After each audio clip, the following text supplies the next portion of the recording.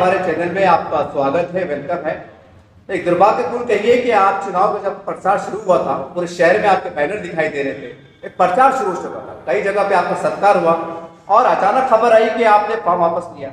ये लेके आपके चाहने वालों बोलिए या पार्टी कार्यकर्ताओं में एक निराशा भी पाई गई। ऐसा क्या कारण था, ऐसा कौन सा दबाव था जिसके कारण आपको फॉर्म वापस लेना पड़ा, जरा बताएंगे हमें। मैं औरंगाबाद के मेरे सभी समर्थक, मेरे कार्यकर्ताओं, मेरे जो रिलेटिव हैं और मेरे लिए जो दोस्तों ने काम किया, उन सब दोस्तों का पहले शुक्रिया अदा करता हूं। और आप सबके लिए मैं ये बताना चाहता हूं कि मैंने एक सेकुलर पार्टी में प्रवेश किया है।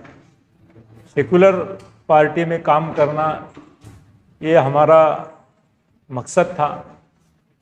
हमारी पूरी खानदान पहले से ही सेकुलर पार्टी में काम करती रही है। जब हम कॉलेज में पढ़ाई करते थे तो NSUI के पदाधिकारी भी रहे हैं और सर्विस में से जब रिटायर हो गए उसके बाद में हमने ये सेकुलर पार्टी ज्वाइन करी। पार्टी के सामने हमारे मंसूबे रखे, हम ये शहर के लिए क्या करना चाहते हैं, हम कैसे सक्सेसफुल उम्मीदवार रहेंगे और सब सेकुलर वोट के लिए कैसा काम कर पाएंगे। ये हमने हमारी पार्टी को जिले से लेकर मुंबई और दिल्ली तक पहुंचाया। इन सब बातें सुनने के बाद, हमारी विजन देखने के बाद पार्टी ने हमें इस काबिल समझा और मुझे औरंगाबाद पूर्व की उम्मीदवारी घोषित की गई। उसके बाद में कुछ लोगों ने ऐसा बताना शुरू कर दिया सिटी में कि ये तो नए आदमी है इसलिए इनका टिकट कटा है। ऐसी कोई भी मजबूरी पार्टी की नहीं थी। पार्टी के वरिष्ठ लोगों ने मुझे संपर्क करके बोल दिया है कि सोशल इंजीनियरिंग के वजह से खाली आपका टिकट कटा है और आपको हम किसी भी तरह से खोना नहीं चाहते हैं, आपको हम ना उम्मीद नहीं करेंगे। अच्छी से अच्छी जगहों पर आपका पार्टी में स्थान रखा जाएगा, आपका सम्मान किया जाएगा।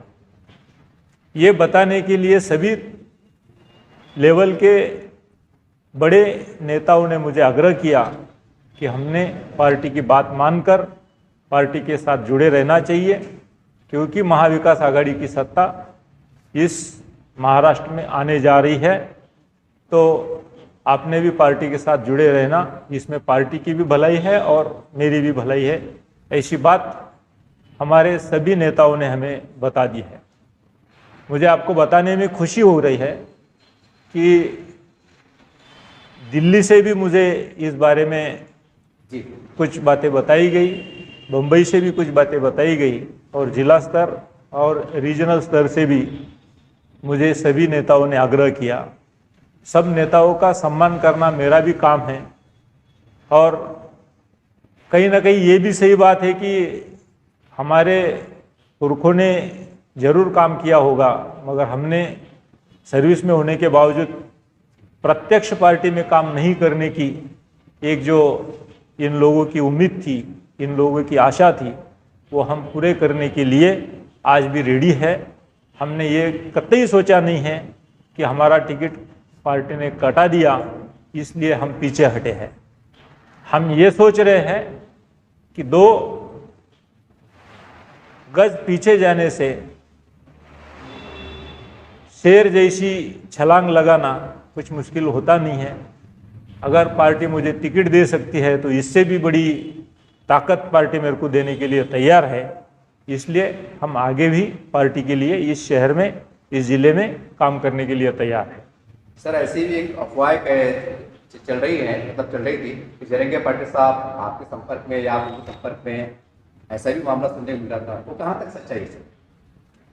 नहीं, वो अलग किस्म की बात है, मगर वो भी सही है कि मुझे उस तरफ से भी आग्रह किया जा रहा था।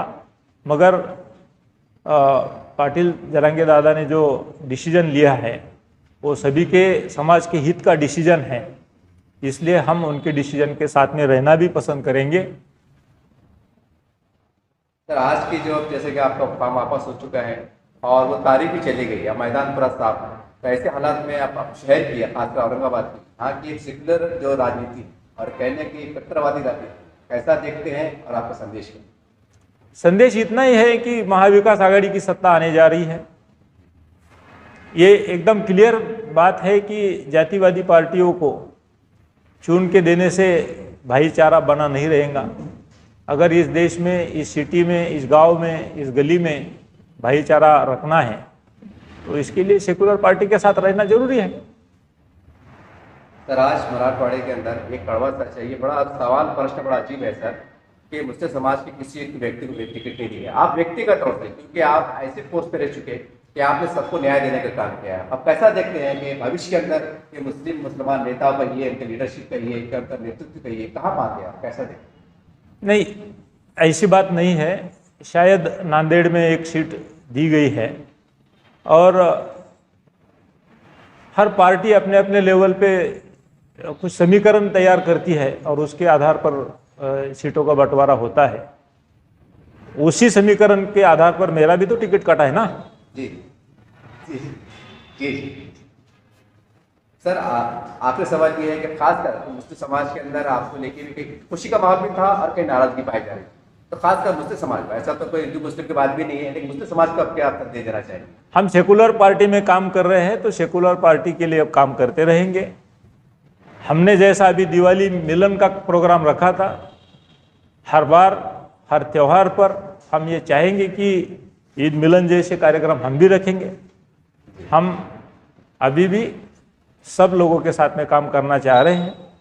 सभी तबकों से हमें जो समर्थन मिला था उन सबका मैं बहुत बहुत शुक्रिया अदा करता हूं और इन सभी लोगों को ये आश्वस्त करता हूं कि मैं आगे भी इस राजनीति में डटा रहूँगा और ये काम आगे हम लड़ाते जाएंगे और काम को बढ़ाते जाएंगे।